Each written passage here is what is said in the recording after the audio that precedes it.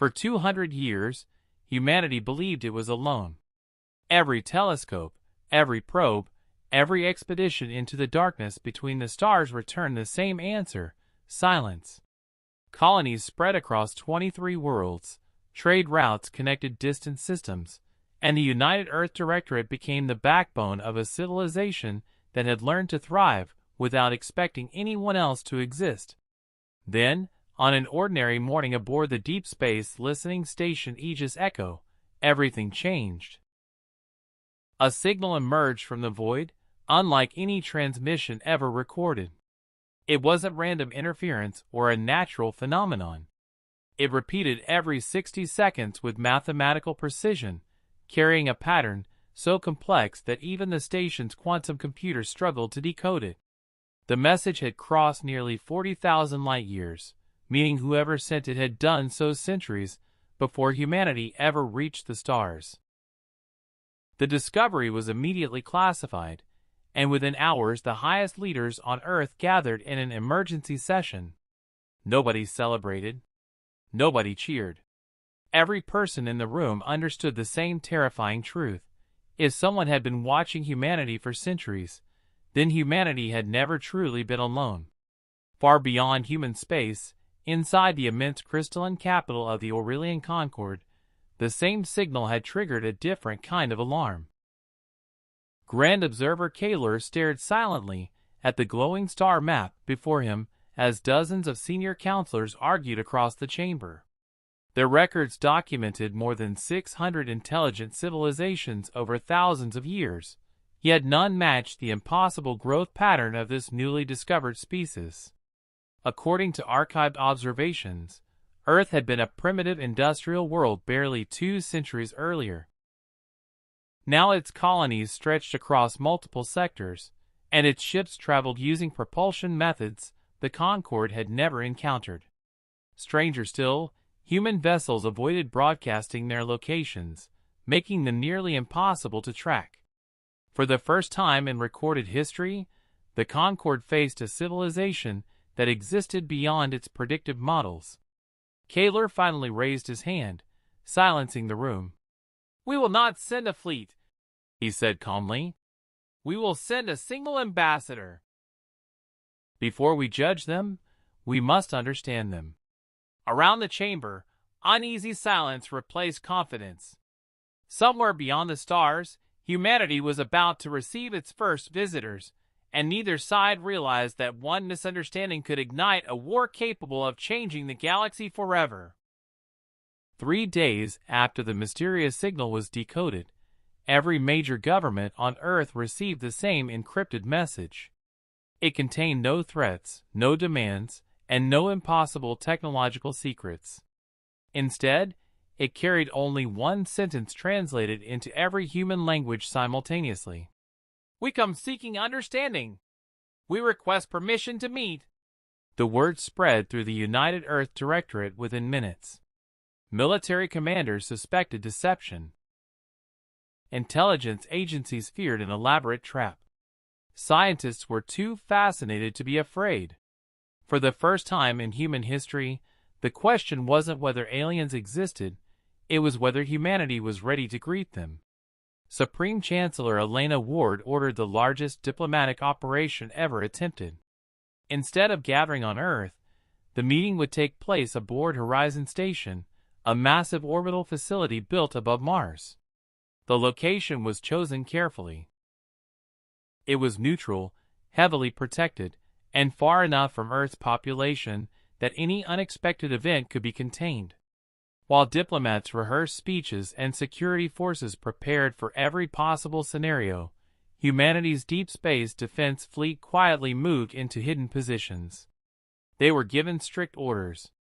Do not fire unless humanity itself is threatened. 48 hours later, every sensor on Horizon Station detected a strange gravitational disturbance. No explosion. No wormhole. No bright flash of light. Space itself seemed to ripple like calm water. Then, a single silver vessel appeared. It was astonishingly small. Human analysts had expected an enormous alien flagship capable of overwhelming entire fleets. Instead, the craft was barely larger than a civilian transport. No weapons were visible. No escort ships accompanied it. The vessel simply drifted into orbit and transmitted another message. "Permission to dock?" The request stunned everyone. An unknown civilization powerful enough to cross interstellar space was asking politely. Permission was granted. Millions of people watched the live broadcast from around the world. The docking bay fell completely silent as the alien shuttle slowly settled onto the landing platform. Steam drifted across the floor. The hatch opened. 5 figures emerged. They were taller than humans, with silver-blue skin that reflected the station lights like polished crystal. Their movements were calm and deliberate, almost graceful. At their center walked Ambassador Kaler. Unlike the armored soldiers standing nearby, Kaler carried no weapon. Only a small crystal device rested at his side. Behind him followed a scientist, a cultural historian, a linguistics specialist, and one silent security officer who observed everything without speaking. Waiting at the opposite end of the hall stood Chancellor Elena Ward and her delegation. No one moved for several long seconds. History seemed to pause. Then Elena stepped forward first. She extended her hand. Several security officers instinctively reached toward their weapons. Kaler studied the unfamiliar gesture. His translator whispered an explanation. Slowly, the alien ambassador reached out and accepted the handshake. The entire galaxy changed in that single moment. Inside the diplomatic chamber, the atmosphere remained cautious. Neither side trusted the other completely, but neither side wanted war. Kaler began. "For over 4,000 of your years, the Aurelian Concord has observed emerging civilizations across this region of the galaxy." The room became perfectly still. "We believed your species would require another 5 centuries before achieving interstellar capability." Several human scientists exchanged confused looks. Kaler continued. "Instead, you reached the stars in less than 200 years. Even he sounded uncertain saying it aloud. Our predictive models failed. One of Earth's senior astrophysicists leaned forward. "You've been watching us for centuries?" Kaler nodded. "Only from great distances. We do not interfere with developing civilizations. We observe." General Marcus Hale, commander of Earth's defense forces, spoke for the first time. "You observed us, but never introduced yourselves?" Kaler answered honestly. "History taught us that premature contact often destroys young civilizations." The answer surprised everyone. There was no arrogance, only experience. The discussion shifted toward technology. Human engineers explained fusion reactors, quantum navigation, and artificial gravity. In return, the Concorde described gravitational lattice drives capable of crossing hundreds of light years without traditional hyperspace travel. Both sides quickly realized something remarkable. Neither civilization was more advanced in every field. Humanity had solved problems the Concorde considered impossible. The Concorde possessed scientific knowledge humans had never imagined. Instead of superiority, there was balance. Hours passed. Conversations became less formal. Laughter occasionally echoed through the chamber.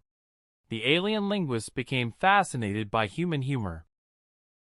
A human engineer admitted that half their greatest inventions had happened because someone accidentally broke something. Even Ambassador Kaler smiled. Perhaps, he thought, these humans weren't as unpredictable as their reports suggested. Then the emergency alarms activated. Every screen across Horizon Station turned red. A deep warning echoed throughout the complex. "Unknown fleet detected." The room froze. General Hale immediately accessed the tactical display. Hundreds. No. Thousands of ships had suddenly appeared beyond Mars. They carried no identification matching the Aurelian Concorde. Kaler stared at the display. For the first time since arriving, his calm expression disappeared. Quietly, almost to himself, he whispered, "They found us!" Chancellor Ward looked directly at him. "You know who they are?" Kaler took a slow breath, then answered with a voice far heavier than before. "No. They are the reason the Concorde stopped making first contact centuries ago." The room fell into complete silence. Humanity had believed it was meeting its first alien civilization. Instead, they had just learned they were stepping into a war that had already lasted thousands of years. No one spoke. The tactical display dominated the center of Horizon Station's command chamber, projecting thousands of crimson markers drifting toward the solar system in perfect formation. The silence felt heavier than fear. General Marcus Hale broke it first. "Can we identify them?" A young intelligence officer rapidly scanned every available database before slowly shaking her head. "No transponder signatures. No recognizable propulsion profile. No communication attempts. They're completely silent." Every pair of eyes turned toward Ambassador Kayla. His expression had changed. The calm diplomat who had greeted humanity only hours earlier was gone. In his place stood a man carrying memories he had hoped never to relive. "They call themselves," he said quietly, "the Dominion." Several members of the human delegation exchanged confused looks. "The Dominion?" Chancellor Elena Ward repeated. Kaler nodded. "They do not negotiate. They do not trade. They do not form alliances. They expand." He touched the holographic star map. Entire regions of the galaxy lit up in red. 500 years ago, these systems belonged to independent civilizations. Another section turned red. 400 years ago. Another. 300. Another. 100. Every highlighted region represented worlds that no longer existed as independent nations. "They erase history," Kaler said. "They do not conquer cultures. They replace them." The room became painfully quiet. General Hale folded his arms. "If they're your enemy, why have we never detected them?" Kaler answered without hesitation. "Because they avoid civilizations they consider insignificant." Everyone stared. The implication landed instantly. Until now, humanity simply hadn't been important enough. Across Mars' orbit, telescopes focused on the approaching fleet. The images arriving were unlike anything humanity had imagined. The ships weren't sleek. They weren't elegant. They looked ancient. Gigantic black structures covered with scars from countless battles. Entire sections appeared repaired dozens of times using different technologies. Each vessel resembled a floating fortress built only for war. There were no windows, no visible crew areas, no decoration, only armor, weapons, and engines powerful enough to distort space itself. The largest ship measured nearly 30 kilometers long. It dwarfed every vessel humanity had ever constructed. Even Horizon Station suddenly felt small. Deep beneath Earth's surface, inside Strategic Command, emergency protocols activated. Every colony received encrypted priority messages. Civilian traffic was suspended. Orbital defenses powered online. Mining vessels became evacuation transports. Medical ships prepared for casualties before a single shot had been fired. Humanity wasn't panicking. It was preparing. Commander Daniel Cross stood aboard Earth's newest battleship, USS Resolute. Unlike older warships, the Resolute had never seen combat. Its crew consisted of veterans, engineers, and young officers who had spent years training for wars everyone hoped would never happen. Now those simulations were becoming reality. His executive officer approached quietly. "Sir, orders?" Cross continued watching the tactical screen. "Maintain readiness.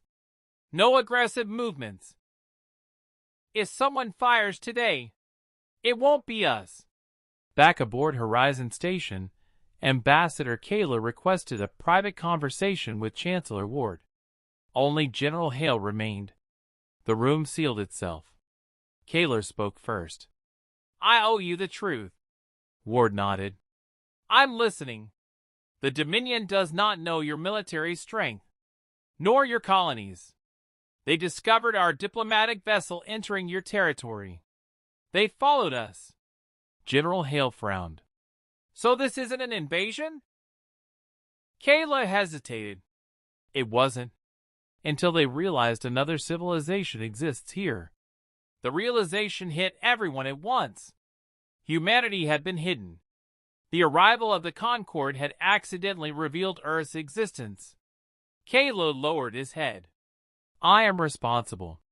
Before anyone could answer, every communication system aboard Horizon Station activated simultaneously.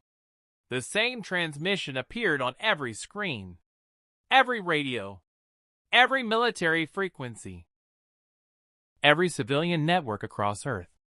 A harsh mechanical voice echoed through human space. This region now falls under Dominion authority. All civilizations will surrender strategic assets. Resistance is inefficient. The message ended. No threats. No countdown. Just absolute certainty. General Hale looked toward Chancellor Ward. She remained remarkably calm. What happens? She asked Kayla. If someone refuses? Kayla answered immediately.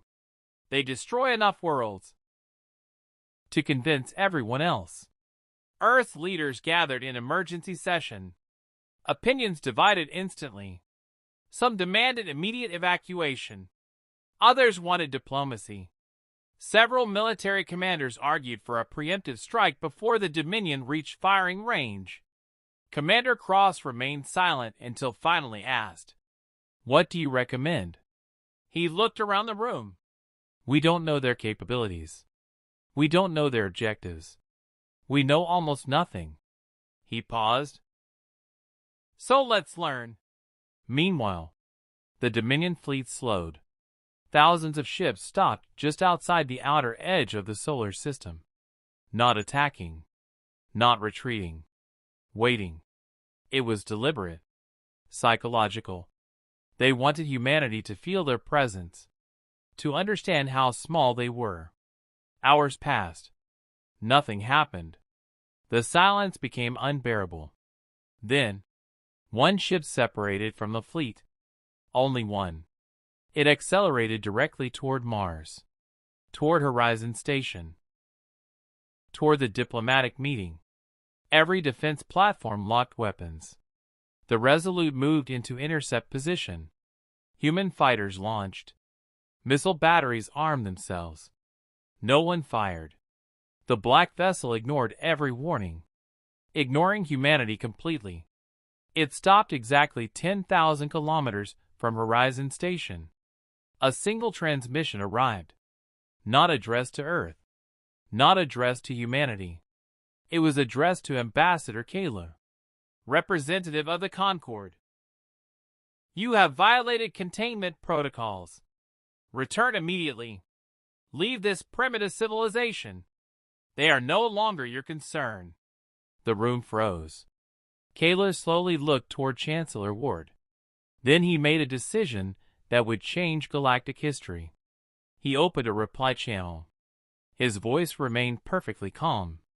This civilization is under diplomatic protection. They are our guests. They will decide their own future. Silence. 5 long seconds. Then the Dominion commander answered. Then, you will share their fate. Without another word, the black warship's engines ignited. Across the darkness, the remaining thousands of Dominion vessels began moving toward the solar system. General Hale stared at the tactical display. Commander Cross received the alert aboard the Resolute. Every warning light across Earth turned crimson. The first battle for humanity's future had just begun. Red warning lights flooded every bridge, command center, and military station across human space. The Dominion fleet had crossed the invisible boundary of the solar system. There was no declaration of war, no final warning, no negotiation. Only thousands of warships advancing in perfect formation, their engines bending space itself as they pushed toward Mars. To every strategist watching the tactical display, the outcome looked inevitable. Humanity had fewer than 200 combat-capable vessels. The Dominion possessed thousands. By every mathematical model ever written, Earth had already lost.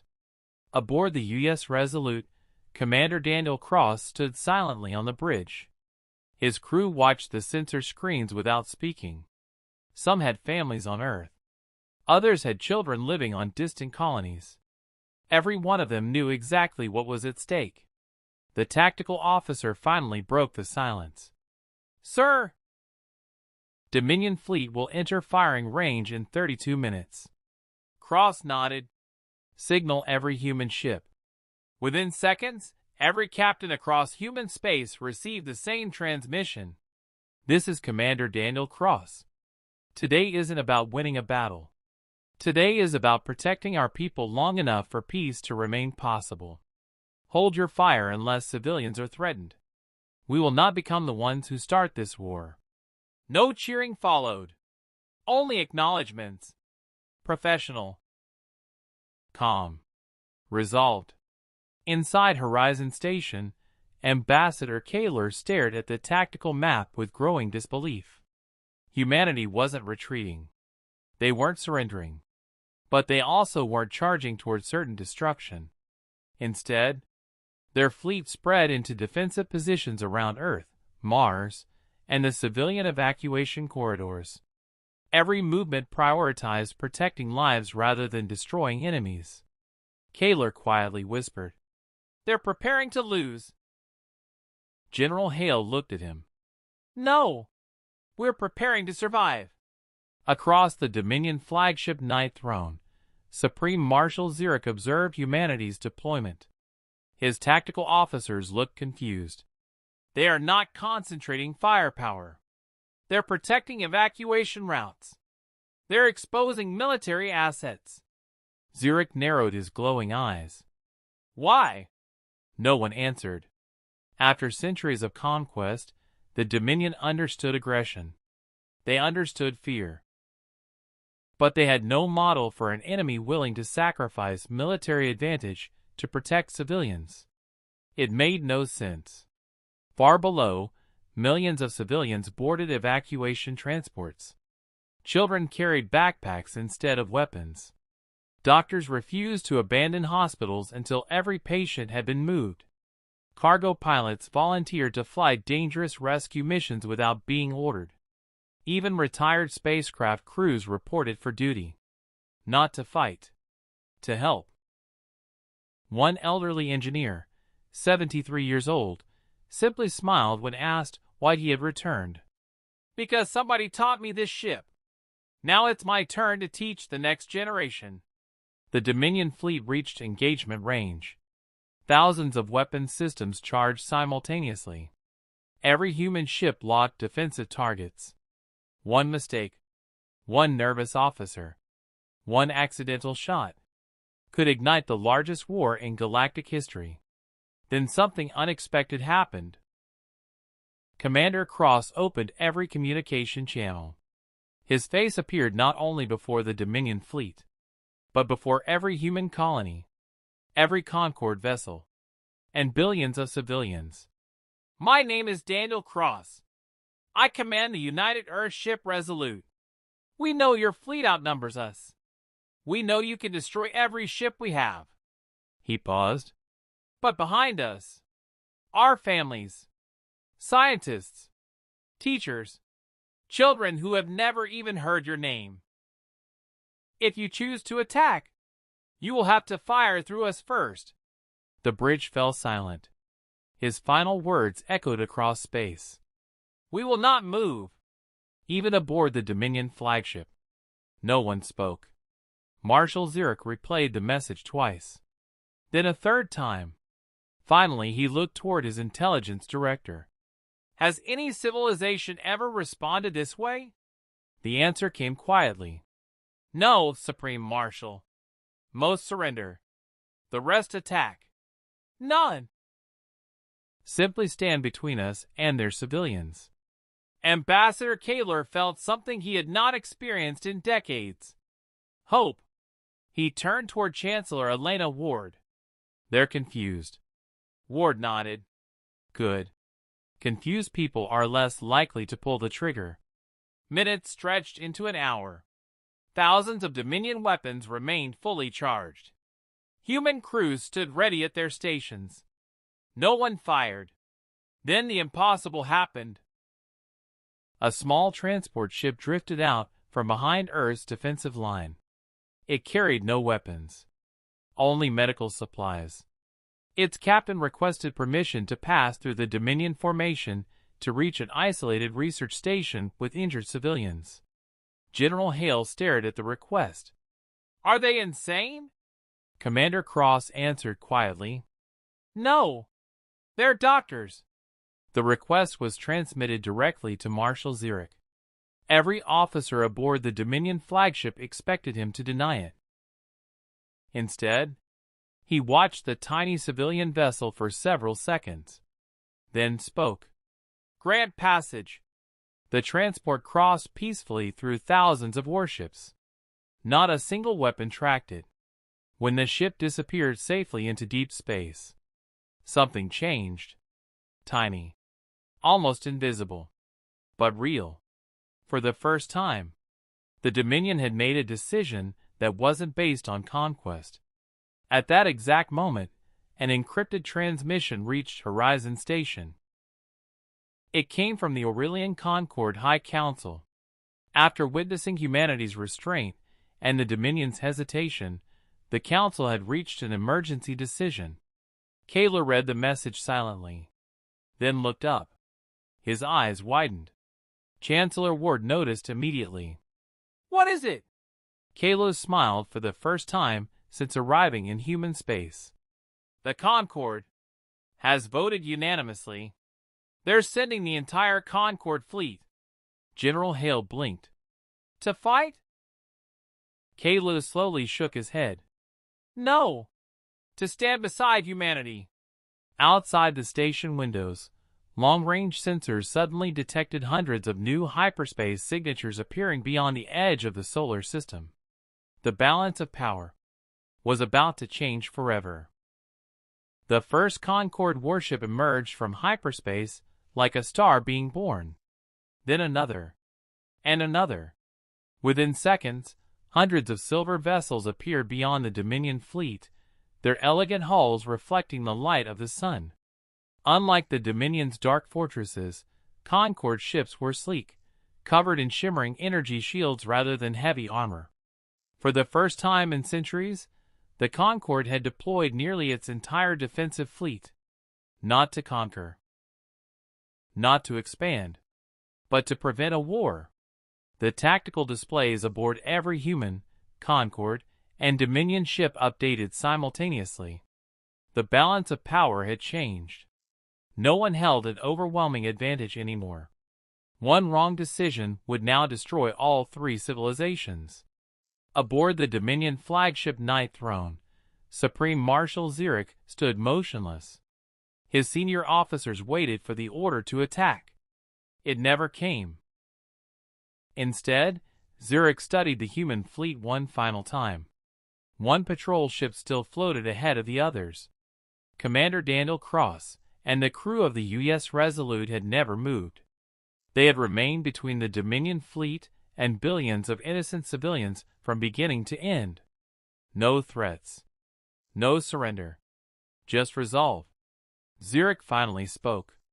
They believed we would fire. One officer nodded. Yes, Supreme Marshal. And yet, they stood anyway. The officer had no answer. On Horizon Station, Chancellor Elena Ward, Ambassador Kaler, and General Hale watched the live tactical feed. Every heartbeat felt like an hour. Then a Dominion transmission arrived. Every ship received it simultaneously. Supreme Marshal Zurich appeared on every screen. His expression remained unreadable. "For thousands of years," he said, "the Dominion judged civilizations by one measure alone: their strength." He paused. "Today, we discovered another measure: courage." The command bridge of the Resolute fell completely silent. Zurich continued, "A civilization willing to stand before impossible odds to protect strangers cannot be understood through conquest." He looked directly into the camera. "The Dominion withdraws." Across space, thousands of black warships slowly turned away from the solar system. No celebrations erupted. No one believed it at first. Human censor officers checked the readings again. Then again. The fleet really was leaving. Commander Daniel Cross remained at his station. His communications officer smiled. "Sir, they're retreating." Cross took a deep breath. "Negative. They're choosing. There's a difference." As the Dominion fleet disappeared into hyperspace, a message arrived aboard Horizon Station from the Concord High Council. It contained only one sentence. "Humanity is formally recognized as an independent sovereign civilization." Ambassador Kaler smiled. "It has never happened this quickly." Chancellor Ward looked surprised. "How long does recognition usually take?" Kalo laughed softly. "Sometimes a century." Weeks later, representatives from dozens of Concord member worlds arrived in the solar system. Trade agreements replaced military briefings. Scientists exchanged discoveries. Doctors shared medical breakthroughs. Engineers compared technologies that neither civilization had fully understood before. Human quantum reactors solved energy problems the Concorde had struggled with for generations. The Concorde's gravitational science transformed interstellar travel across human space. Neither civilization became stronger by defeating the other. They became stronger by learning together. Commander Daniel Cross returned quietly to active patrol duty. No medals. No speeches.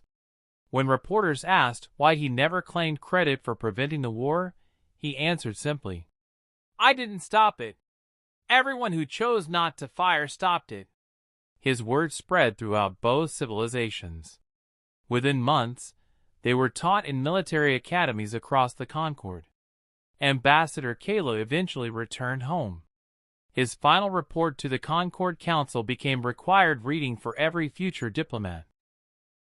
Its final paragraph simply read, "We believed humanity's greatest strength was its technology. We believed it was their courage. We were wrong. Their greatest strength is that they believe even an enemy can choose to become a friend. Never underestimate a civilization that fights hardest for peace." Nearly 50 years later, children from Earth visited Concorde worlds as students instead of strangers. Concorde scientists worked beside human researchers on stations orbiting distant stars. Joint exploration fleets crossed regions of the galaxy no civilization had ever entered before. History remembered the day not as the Battle of Seoul, because no battle had taken place. Instead, every history book carried the same title: the day three civilizations chose peace. And somewhere beyond explored space, new civilizations would one day hear the story of a small blue planet whose people stood before an impossible fleet, without firing a single shot. Not because they were fearless, but because they believed peace was always worth one final chance.